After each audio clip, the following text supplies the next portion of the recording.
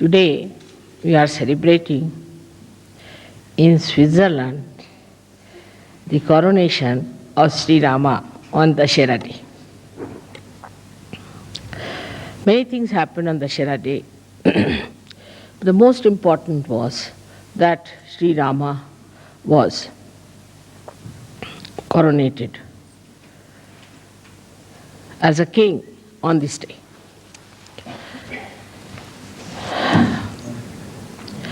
He also killed Ravana on this day. Many may say that how can it be he killed Ravana and he was coronated on the same date. In those days in India, we had supersonic aeroplanes. And it's a fact. And the aeroplane's name was Pushpak, meaning the flower. It was called as Pushpak, and it has a tremendous speed. So after killing Ravana, he came to Ayodhya with his wife, and that was the day he was crowned. On the 9th day, he worshipped the goddess to get strength, Shakti for his weapons, and the 10th day, he killed Ravana. So you can imagine how much advanced people were there at the time of Sri Rama and his kingdom.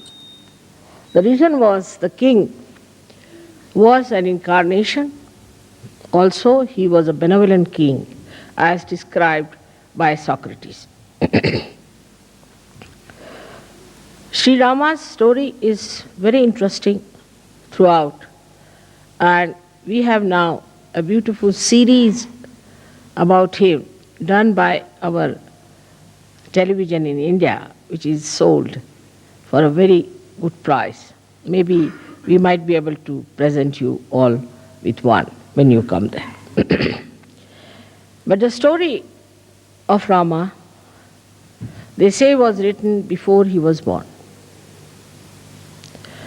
Even before there was any inkling of it, the seer Valmiki wrote the whole story of Sri Rama. Sri Rama's birth and all that are brought forth by the Agni, the fire. And he was born in the dynasty of the Surya, is the sun. So with all that, born out of the blessings of the Agni, that is fire, and also was born in the dynasty of Surya. He was one of the mildest avataras you have ever had. He is known to be a very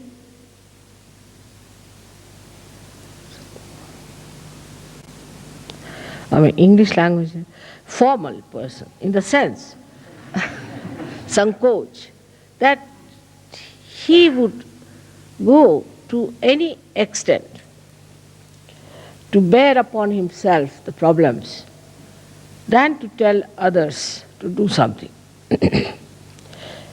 We still had many people in India like that. Like we had one Prime Minister, Lal Bahadur Shastri. And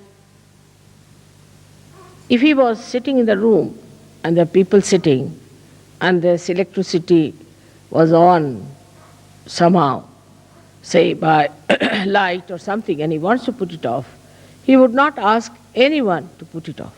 Slowly he'll get up from his seat, walk up to the switch and just put it off so that he shouldn't ask for it. This is one of the greatest quality of Sri Rama, that he would not make anyone do anything for him or order anything or would use someone for their purpose. See, he was the blessing of fire and born in the Surya, But what we find, those people who are born maybe in very lowly families, in the negative families, the left-sided as you can call it, with all kinds of problems, have a terrible agya and a terrible surya in them. The person who is born in the surya has to be extremely humble. He is the one who shows that nothing can affect, nothing can make him feel that he is something great. Now, when we see his life further, he was a very humble man. We've seen now people who try to despise others. I don't like you. I don't like. It's not good. It's very difficult. It's a sign that such a person is extremely low in character. Has no character at all, but is low in character. Anybody who has any character is shown by the tolerance he has of other people. Intolerance is a sign of a person who is extremely egoistical and is vain, there's vanity. Sri Rama was so much loved by the people where he ruled in that state, and he had the most beautiful wife of the most venerated father Janaka, and who was the beloved son of his father. But he was such an humble man, that in all his character you see the beauty. Like he was going by a little boat when he went for his exile. And the one who was taking him was an ordinary boatman. And the boatman was feeling very much upset that he's sitting before the king of Ayodhya and he doesn't have proper clothes. So Sri Rama, who was himself was wearing nothing but valkalas, are the clothes which are worn by the village people or worn by the people who live in the primitive areas, only kind of leaves that they have. He had to wear that because his mother, the stepmother, asked for that kind of a boon from the father. And then Sri Rama just told him, "Why are you worried? I'm wearing this, I'm no more a king. I'm sitting before you like this. You should be quite comforted. And I really don't know how to steer the boat, while you know how to steer the boat. So why should you be worried?" Like that, he kept even the people who we would call as low in society at a very high pedestal. Which shows that he respected human beings. He himself is called as Maryada Purushottama. Means he was the one who knew how far to go with someone, Maryada. How to talk to someone, how to approach someone. While we find people who misbehave, even with their husbands, with their wives, with their children, with everyone, and also outside they are about to jump on others. That's absolutely against Rama. It's like Ravana. Even Ravana was not like this. He was also of not that nature. Because he had certain dharmas within him. He was a realized soul, but he had become a Rakshasa because he became arrogant. But even his arrogance cannot be matched with many modern people and modern girls and men that I hear and see, that it is surprising they have really surpassed Ravana. Ravana only had 10 heads, but sometimes I feel that the modern men might have, or the women especially, might have 108 heads.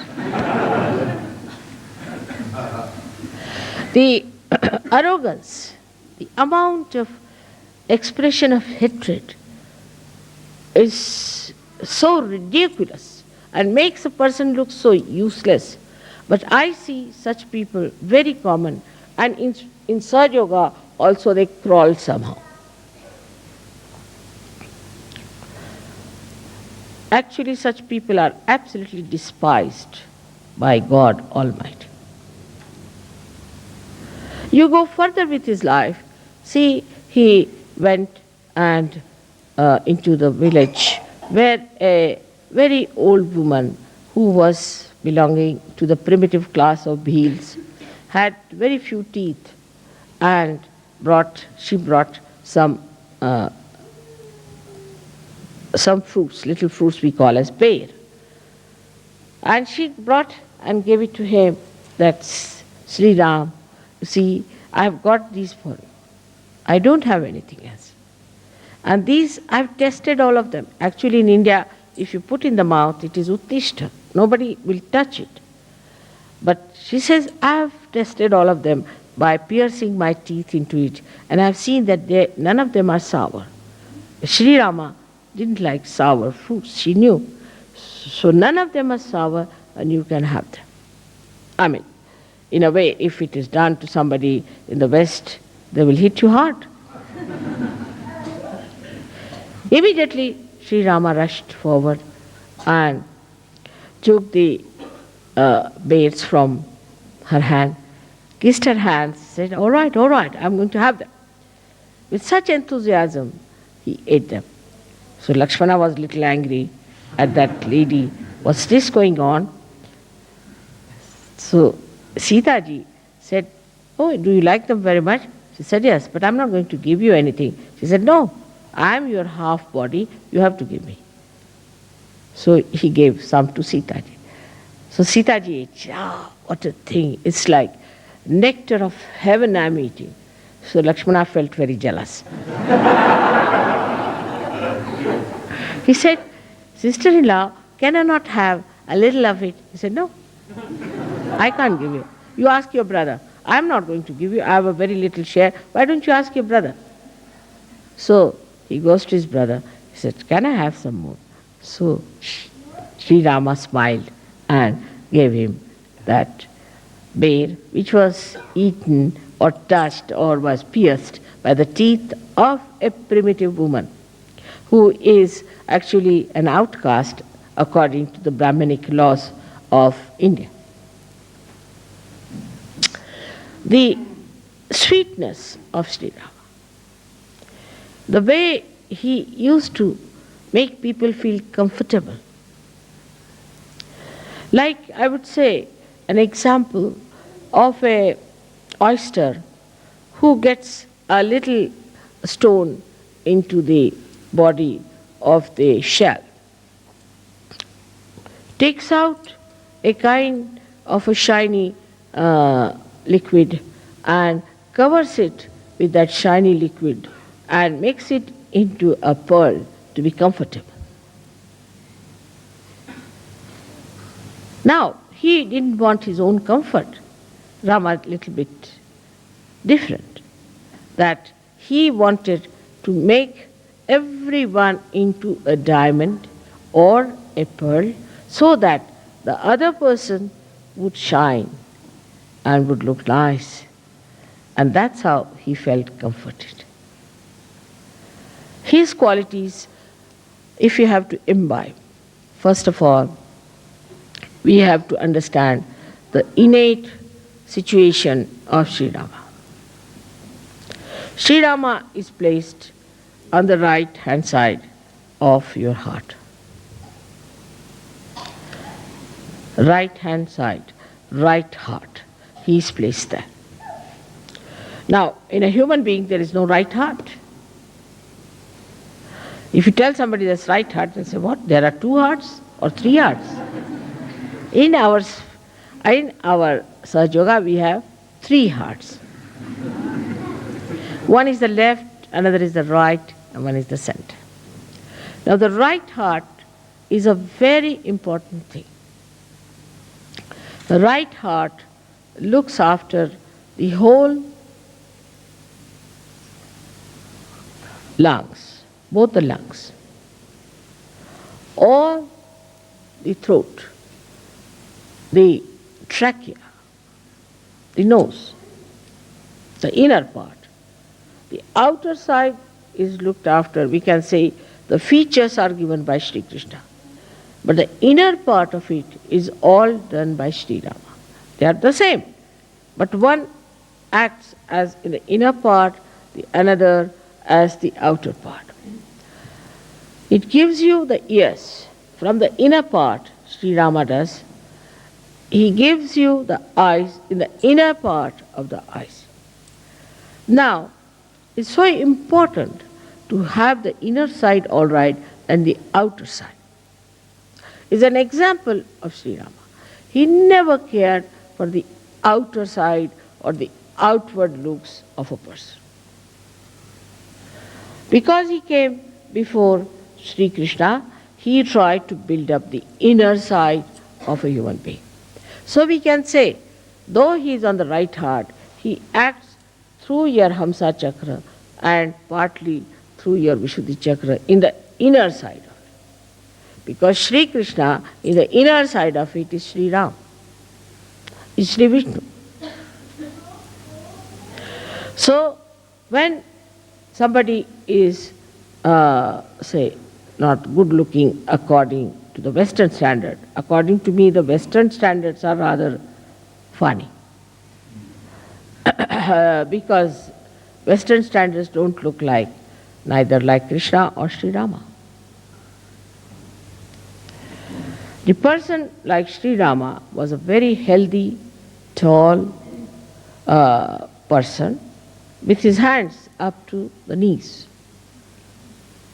Ajanubhav. He is the one who has Ajanubhav. And he was plump. Both of them were plump. They had to be plump people because they were, though they were born of the Agni, he was born of the Agni, but the water is the main element of Sri Vishnu. So they were all plump people. They were not thin like sticks, as today's modern ideas are, to be thin like sticks and like TB patients. But it doesn't mean all plump people are good. We always logically think that plump people are, if mother says so, then plump people are good. It's not the point. The inner side of it, I am saying. The inner side of it is just the opposite. Inner side of it is absolutely beautiful and absolutely full of love, affection and warmth. A person who doesn't have these things is a sign of a person who is not a surgeon, first of all. A person who is very loud, talks loudly, speaks loudly, laughs at wrong places, must be half mad, but cannot be a surgeon.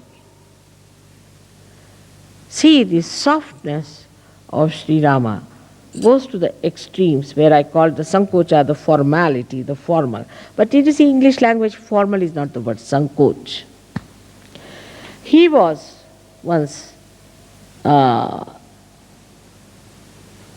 when he was fighting Ravana, he was taking out with his arrow his 10 heads one after another. And if he took out one, then took out the second, the first one would come back. So because he had a kind of a blessing that nobody can kill him by hitting him on his head. So Lakshmana says, you know for definite that this Ravana cannot be killed by hitting on his head. So why don't you hit him in his heart? So he said, the reason is this, that just now in his heart is Mahalakshmi, the Sita. Sita is sitting in his heart. And how can I hit him on his heart? Because she's there, she might be hurt. So what's the use of hitting on the head, he said. He said, because once I start hitting him on the head fast, his attention will go there. As soon as his attention will go into his head, then I can hit him on his heart. See the sankoch. See the sankoch, the way he talked. Now we have, Sina, what's wrong with you? Why are you all the time smiling and like that? Why can't you keep quiet? What is there to smile about certain things where you don't have to smile? Keep quiet. Now, then what happened? That he was so kind once when a very ugly woman, Shurpanakha, came to entice him. And she said, she came to entice, she said that, Rama, why don't you marry me? I mean, to a person like Rama, who is Maryada Purushottama, to ask such a horrible questions. Somebody would have really beaten her up, if not anything else. So Sri Ram smiled. He said, Madam, I'm sorry, I have a wife and I believe in one wife, Eka Patni Vrat. So I'm sorry I can't marry you. But mischievously says, all right, my brother is there, his wife is left in Ayodhya, you can ask. So he went to her and he asked, she went to him and asked, Lakshmana, why don't you marry me? She had become very beautiful. She has transformed herself to a beautiful woman. She must have gone to some beauty parlor or something. But she made herself like that. And she was there. And he looked at her, so angry. He said, you the ugly, why do you want to ask such a question? He cut her nose. When he cut her nose, that was in Nasik, and that's why Nasika means the nose, and that's why you have been to Nasik. That's the place where he cut her nose. He was very angry. But Sri Rama did not. He said in a way that's very convincing that, see, I have a wife and I am a person who believes in my one wife. Now another character about him was that he was consistent. He was never inconsistent like Sri Krishna. Sri Krishna was a diplomat, and diplomacy is in being inconsistent.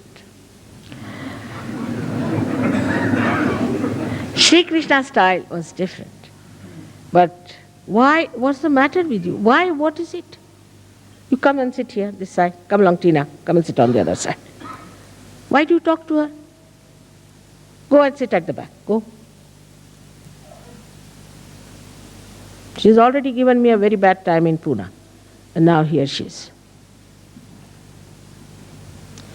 While I'm talking, please don't talk to each other. This is the least you can do to me. Have you seen any Indians behaving like this?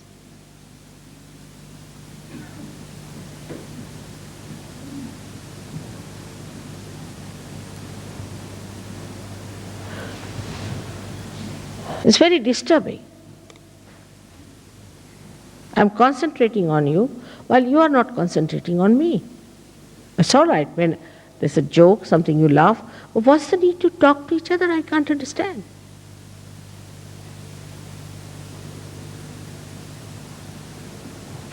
All right. Sorry, I had to say that. You see, at the time when I'm discussing Sri Rama. Sri Rama would not have said that. But in Sahaja Yoga, you can't carry on like Sri Rama. Sometimes you have to be like Parshurama also. Otherwise, things don't work out. Now, when it went ahead with it in his character, which was so beautiful, that you find he was such a consistent person. Whatever he said, all the life, he carried that. For example, he said, I'm the one who believes in one wife, Eka Patni Vrat. Now, he had a very nice wife, no doubt, very beautiful wife, but she had gone to Ravana and he was left alone. When they wanted to start a kind of a yajna called as Rajasuya Yajna, which was meant to be the conquering the whole world. Then they asked him, you have to marry because you have to have your wife. They said, no, I can't marry because nobody could be like my wife and I can't marry. I can forego this kind of a yajna, but I can't marry again. So then they said, all right, there's only one thing you can do is to make a statue of Sita in gold. And you have to use her, that statue, as a wife representing. He said, that I will agree. He took away all his ornaments, everything, and made that statue, and he did this again. So whatever he said, he followed thoroughly.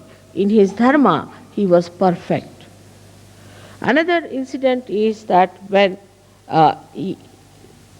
Sita was lost, he never slept. He never slept on a bed, always on the Mother Earth. Never slept on a bed, always on the Mother Earth. The pain he had of his wife is very well described by all the poets of India. And when Sita left him ultimately, in a very mysterious way, she just disappeared in the Mother Earth, because Mother Earth had given her birth. So she disappeared into Mother Earth. Then Shri Rama became absolutely lost, and he jumped in the river Sharayu and disappeared in the water element from where he had come. Now this man had to give up his wife. In these contrasts, you can see the wave rising and falling of a personality. The society in which he lived, the state which he ruled, had an objection for a wife who had lived with Ravana. And the public started talking about it. So as a good king, he just decided that his wife should be left forever. And then he sent her on a beautiful chariot with his prime minister and his brother Lakshmana, who took her down and left her, told her this is what has happened, and that Sri Rama has asked her to take you down to the ashram of Valmiki. As a result of that, she got very upset, and she said, she was Adi Shakti, so she didn't have to bother. She said, you just leave me here. Very self-respecting person. She didn't say, no, I'll come to him, or I'll sue him, I'll go in the courts, get all his money, how dare he throw me out. Nothing of the kind. That's the grace of a woman. Graciously, she said, all right, now you have listened to your brother, I'm your sister-in-law elder too. Now you obey me. And I tell you, as your sister-in-law, that you can now go, leave me here alone, and I don't want you to go any further with me to deport me with somebody. And she was pregnant. Here, if it happens, of course, horrible things can happen. But in India, if such a thing happens, the wife will kill herself, or she won't be able to bear it. I think both things are just the same in escape. If there's no aggression, then there is recession. But she said, no, I have to give birth to these two children.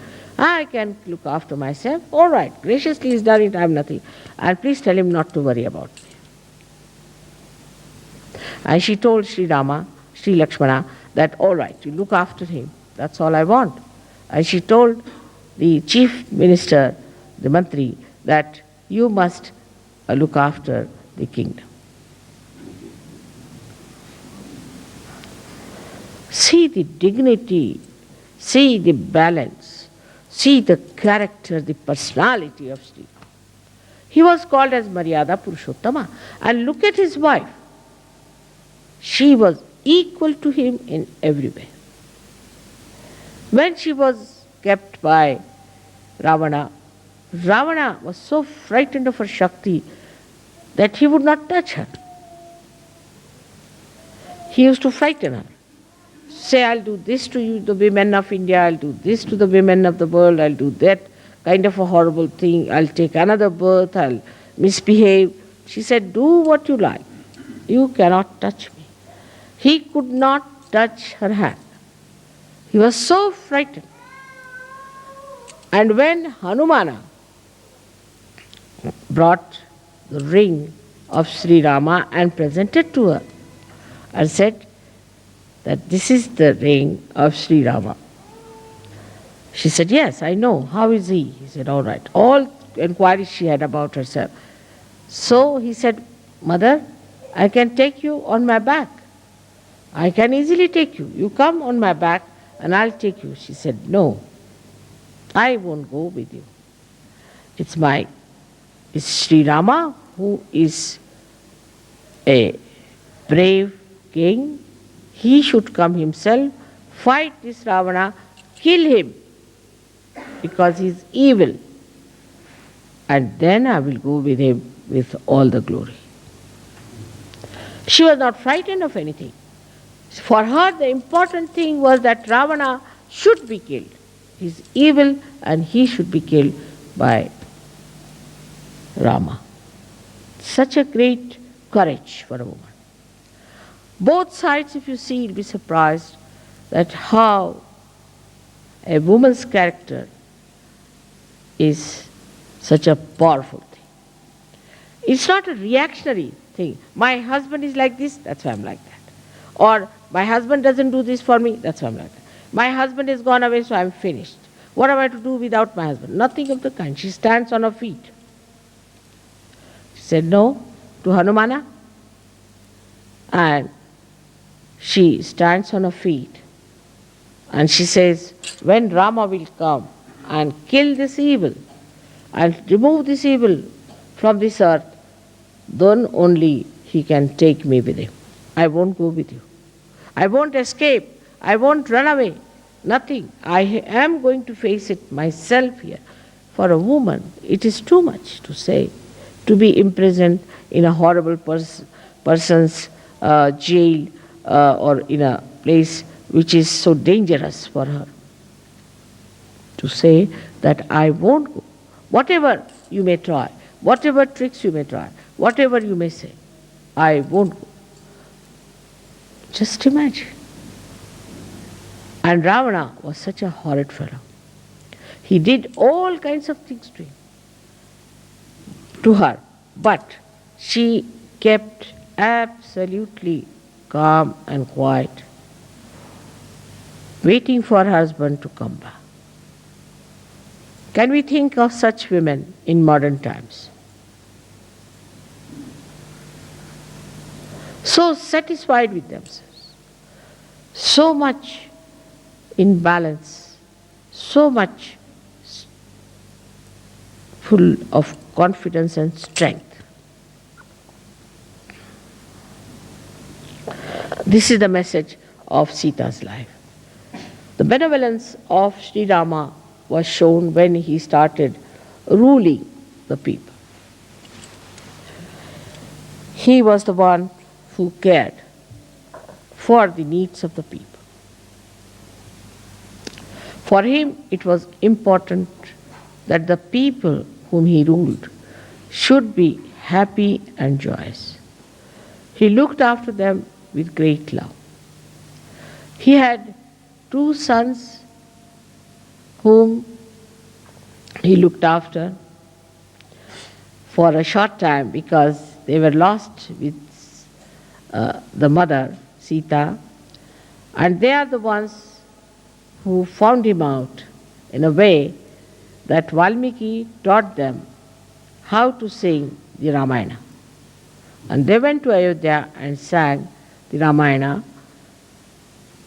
Rama went with them, and one day in one of the yagyas, when they caught the horse of Sri Rama, Hanumana found it impossible to fight those 2 boys, and he couldn't understand. Here now, the character of great Hanumana one has to describe. He went and told Sri Rama, I can't understand these two boys. I can't face them. I don't know who they are. So, Sri Rama went there. And these boys were standing with their arrows.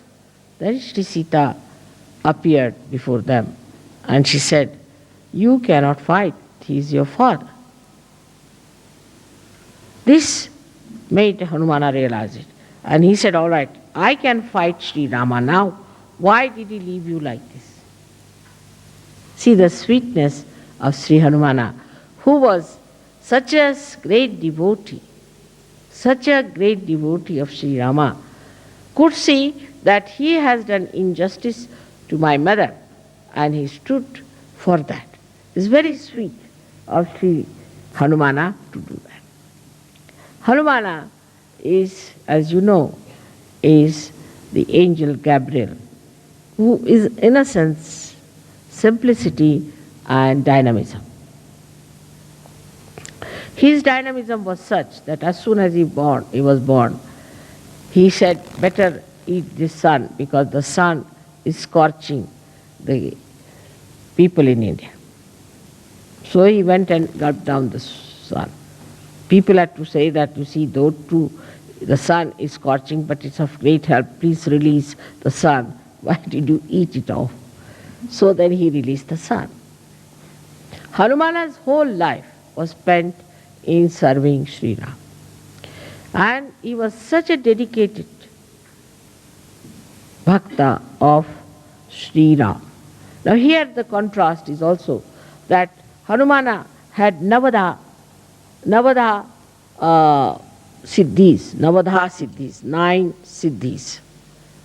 The Anima, Ganima, Laguma, and all sorts of things, that he could become small, he could become big, he could, so many things he had. Despite all these siddhis and the amount of power he had, that Sri Rama once asked him that my brother Lakshmana is being hit and he's very sick, he's just dying. So you go and get a particular kind of sanjeevani, a kind of herb which I want to rub on his head. So he went there and he couldn't find it. So he brought the whole of the mountain on his hand and gave it to Rama. Now you select. I don't know, I can't find it. That is the Hanumana Shakti. And with all that power, he was such a humble person and such a dedicated person. This is the sign of a powerful surgeon. Anybody who is powerful has to be humble and non-violent. Mahatma Gandhi used to say that what is the non-violence of the weak? A weak has to be non-violent. What's so great? But that's a policy or a kind of a protection that he has. So a weak person has to be non-violent because he cannot face, he cannot protest. But non-violence of the powerful is the sign of real non-violence. Those who are powerful, if they are non-violent, that means they are quite confident of their powers. Those people who are confident of their powers, why should they aggress others? They just stand. All right, come along. What do you want? Even saying that, people run away. So those who are violent, angry, hot-tempered, jump at everyone, torture everyone, trouble everyone, are the people who are very weak-charactered. Their character is weak. If their character was all right, then they would not have done all these things. That's the sign of a person who is either possessed and under the influence of the possession, he's doing that, or he's too weak and he's possessed by his anger because he doesn't have that much power to bear anything. The most powerful thing is the Mother Earth, because she has the power to bear. The one who has the power to bear is the powerful. The one who does not have any power to bear, I can't bear, I don't like, I did. Such a person is a useless thing for this earth, and sometimes I feel why God created them. It's a headache to have a person around you. I can't eat this, I don't like this, I did. Then why are you here? Nobody likes you either. No one likes such a person, and that's why that person is always, I don't like this, I don't like that. So the power of a person lies in bearing things. How much you can bear, how much you can undergo without feeling it. Like you are, say, in the jungle, you are happy. If you are in a palace, you are happy. If you are with this color or that color, if you are with this race or that race, if you are with this kind of life or that kind of life, you can bear it. And that bearing power gives you the caliber to have Sajoga. It's not that this is shown, it's not that is being suffered. Don't have to say, I suffer being like this. No, you don't suffer. It's just by the way. For a person who wants all the comforts, a person who wants to live with all the luxuries, but not with any kind of defects or any deficiencies, is a person, is a beggar, I would say, in every sense of the word. I mean, best things to get rid of problems is not to have them. In the sense, now I don't drive, so I have no problem of driving. I never telephone, so I don't have problems of telephones. I don't go to the banks, so I don't have problems of the banks. The best is, I don't have any income, so I have no problem of income tax. Whatever bothers you, you just don't have it. Why do you want to have it? Have it and then bother about it.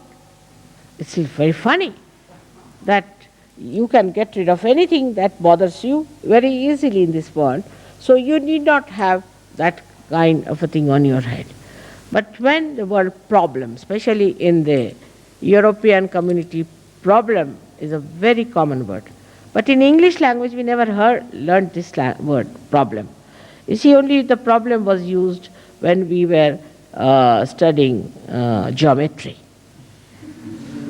Geometrical problem, but we never knew there's a problem in life.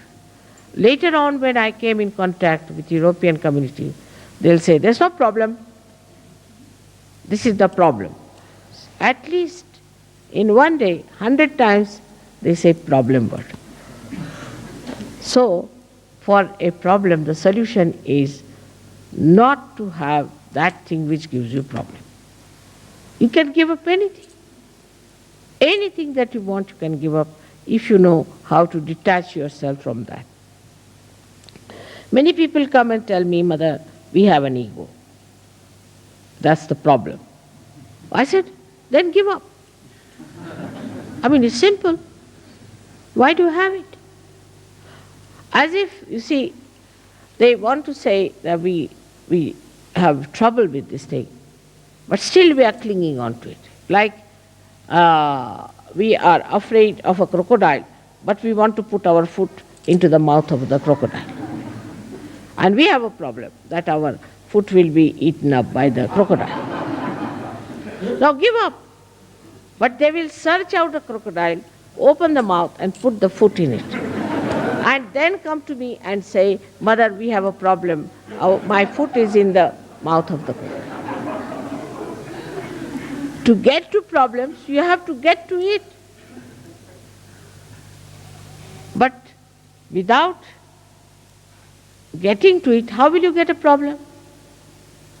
Say, for example, people have very silly, stupid problems. Now, the first problem somebody may have, oh, I have to get my clothes pressed.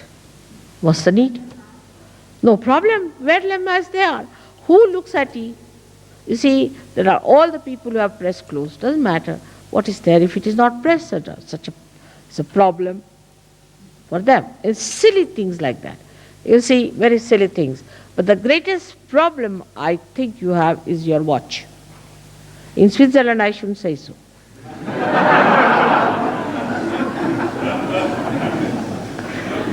You see, the problem is like this, that now you have to go to the airport.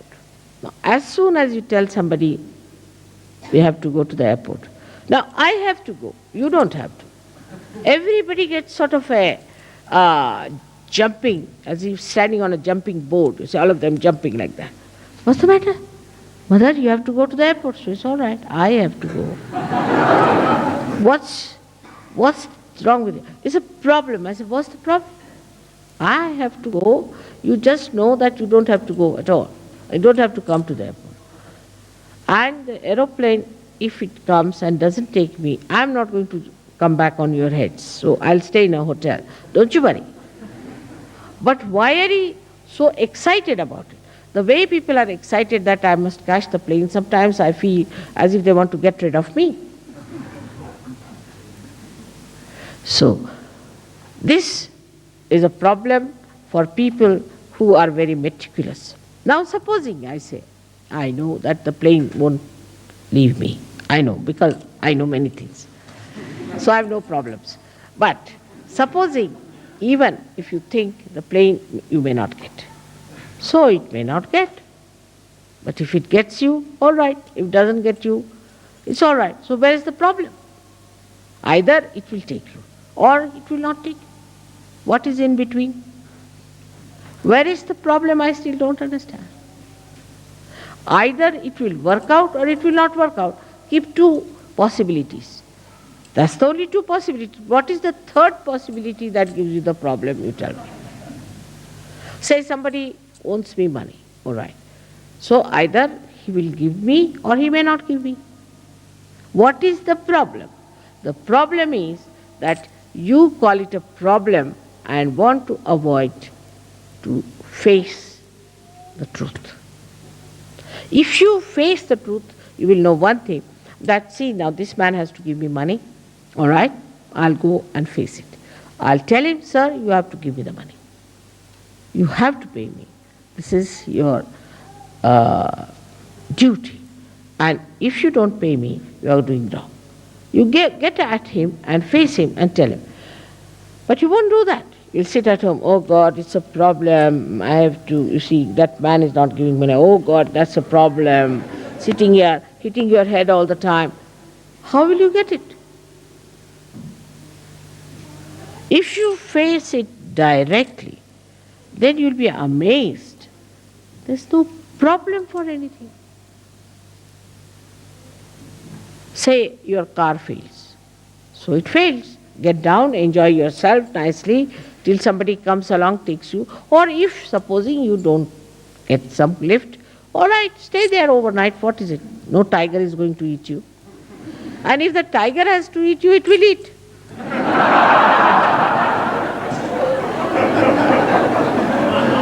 Where is the problem? Still I can't see. I can't see the problem. If tiger has to eat, that's already destined that the tiger has to eat. In any case, nobody dies. You'll be born again. If you look at it from that angle, then you'll be surprised. Most of the problems do not exist. They are like bubbles, created by our own thinking, the waves of our thinking. This is the problem, that is the problem. Like today they said there is no hall on such and such date, all right. Where are you having the hall? There. If there's no hall, let us have it in the open. So to make the best of it is the way Sri Rama shows you. Now, what is the way he has helped us? Let us see. Sri Rama, by his character, by his balance, his peace, and his mildness and his sweetness, has shown us how a king should be a benevolent king, and at the same time a very loving husband and a loving father and a person in dharma. But apart from that, he went down to Maharashtra.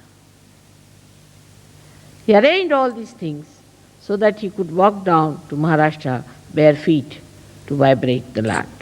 Because Sahajogis will be going one day to Maharashtra, and the Maharashtra has to be a vibrated land. In Ayodhya, he never took out his shoes because he was the king there. But when he went, and Shri Sita, both of them, when they went to Maharashtra, they took out their shoes to vibrate it. On his way, he saw a big stone, which was nothing but a lady, cursed to be a stone, Ahilya, and he made her, just by touch, she again came back to life. Like that, one after another, he was just, by the way, as if was doing, but that was the purpose of his life, to go there. And that has helped. A very great achievement within ourselves is the Shri Rama. Shri Rama stands for the pranavayu, is for the vital air that we drink, that we take in, for the vital air. And that vital air, when it gets heated up, we have to know that we are not anymore with Shri Rama. It has to be the cool air, should blow through your nose and your mouth. I don't know about you people, it happens with me all the time. When you are angry, the nostrils go up, swell up, and the hot air, the hot words and everything hot, the heated eyes and everything goes up like that, curled up, and you become ferocious Ravana because you have forgotten the beauty of the nature of Shri Rama. What has he done to our centered heart is the greatest thing, that he has given you a fatherhood within yourself. Because Sri Rama represents the fatherhood. Now what sort of a father you are, you have to decide. Those people who are not good fathers develop problems of the right heart. Also, those people who are not good husbands also develop the right heart. This right heart is so important because, especially in the West, where the climate is so funny, you have to keep inside your rooms and closed all the time, that you get all dried up inside. At that time, if you don't have that sweetness, that warmth, that kindness of Sri Rama, you get the trouble of asthma.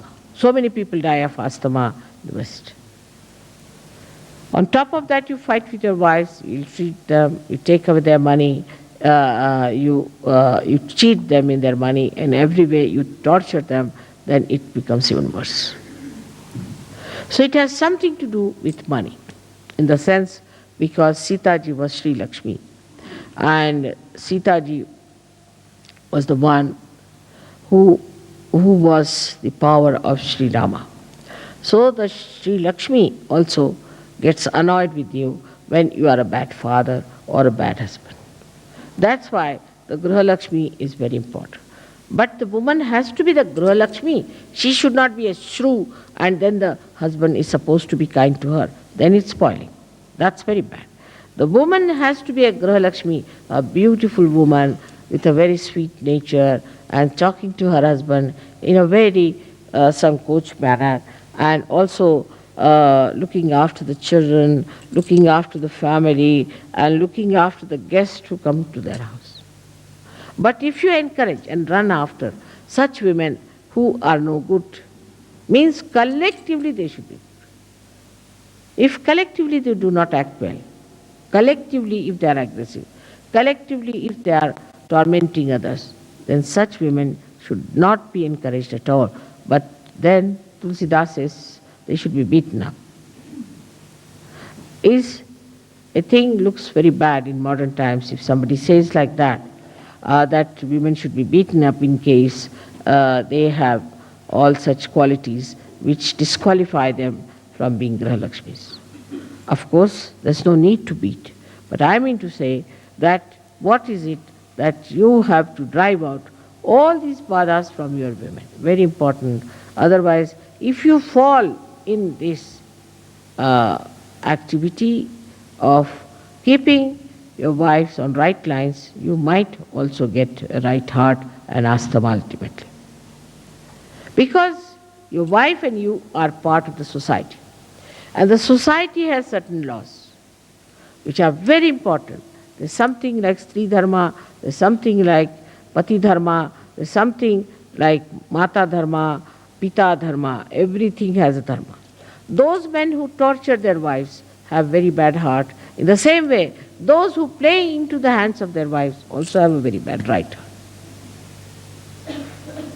You have to be in the balance. You are the husband and she's your wife, and both are responsible for keeping a very good family relationship.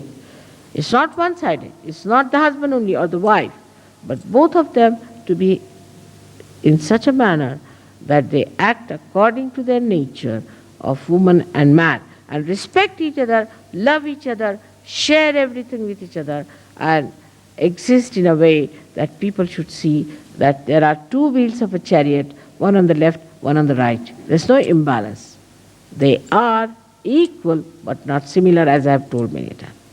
Now in the case of Shri Rama, he left his wife. When it came to Sita, she left him too. But she left him as a woman would leave, and he left her as a man would leave.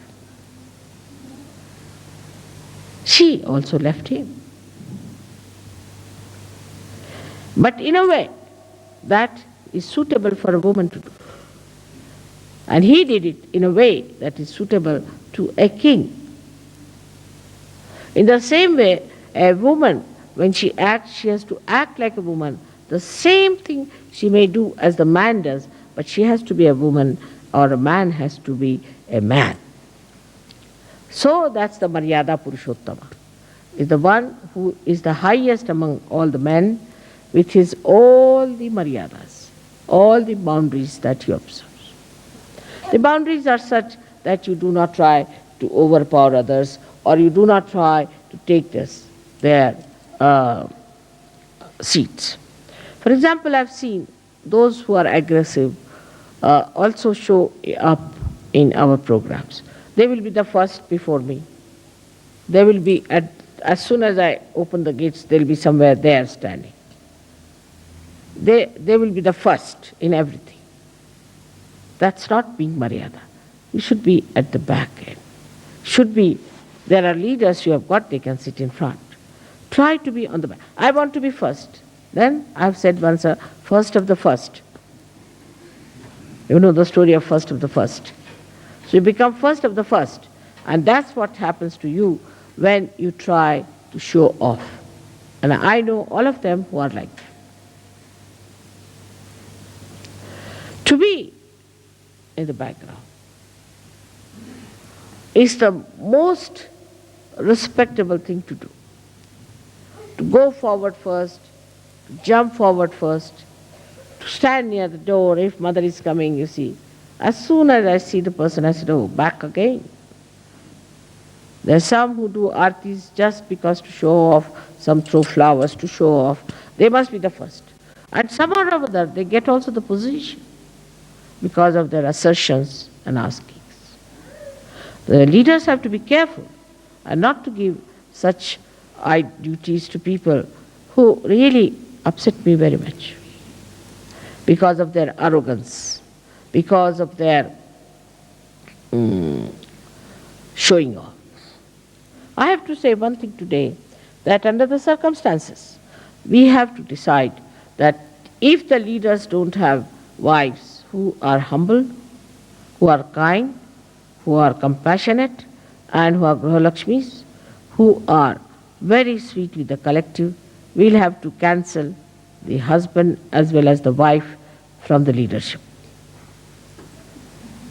We cannot have leaders who have wives who are horrid. We cannot. because the wife of a leader is like a mother. There are 5 types of mothers described. One of them is the one who is the wife of the guru or of the leader. And if the leader has a wife of that kind, it's better in all sense he should withdraw. Improve his wife, do whatever is possible. Till she's all right, he should not be the leader. It's a very important thing, because I have seen such women bring down the men, not only that, but bring down the Sajoga, Sajogis, and the whole organization of God. So one has to be careful, and the women have to understand that if they are the wives of the leaders, they have to be extremely good, kind, generous, sharing, looking after, absolutely motherly, and should not tolerate nonsense, and should correct when people are doing wrong. They should not report anyone to their husbands, should not take over themselves the responsibility of doing things which they are not supposed to do. If they are not of that level, they are of no use to people, and they have no business to be proud of being the wives of the leaders. From Shri Rama's life, we learn a lot, and from Sitaji's life also. Both of them have done so much for us, bring forth such a great life. All their lives they suffered and suffered and suffered. They lived in the villages, they lived in the forest. While they were the king and the queen, they had never known what is discomfort. They traveled all the way bare feet. They went through all kinds of tortures of life. Sita was taken away by Ravana, who was a horrid man. She had to live with a Rakshasa, can you imagine? She lived with a Rakshasa, and there she showed her greatness. The characters of different nature, like Sita and Sri Rama, they were showing the complementary attributes that they had, very complementary. And if that is so, then the husband-wife's relations are beautiful in Sahaja. That's the way it should be. I find some people are very nice. Some leaders are extremely nice, but wives can be very hard, can be very stiff, or could be very mischievous, could be troublesome, selfish. You cannot grow in Sahaja Yoga with these qualities. It's such a luck and chance that your husband is the leader, is the highest man in your nation, in Sahaja Yoga, and where you have to be up to his ability, capability, and his name. Otherwise, you have no authority.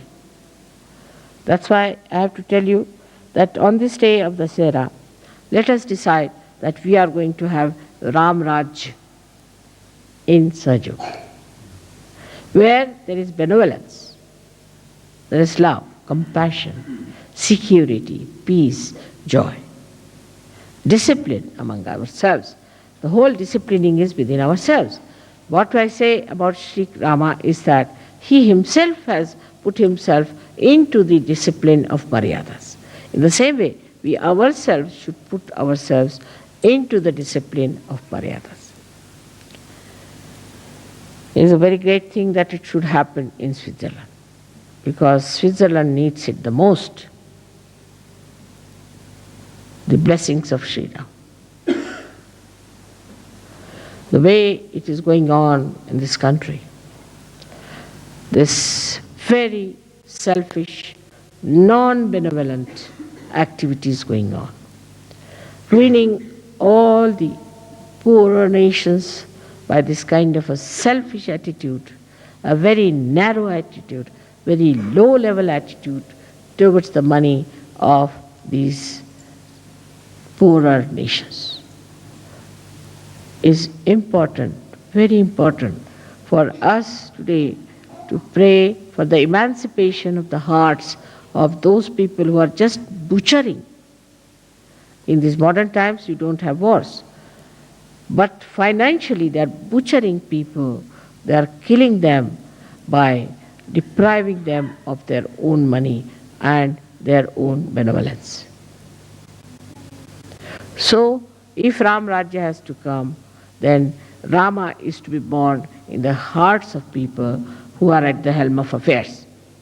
And that's how we have to pray to Shri Ram that be kind and compassionate so that you could be born into the hearts of these people.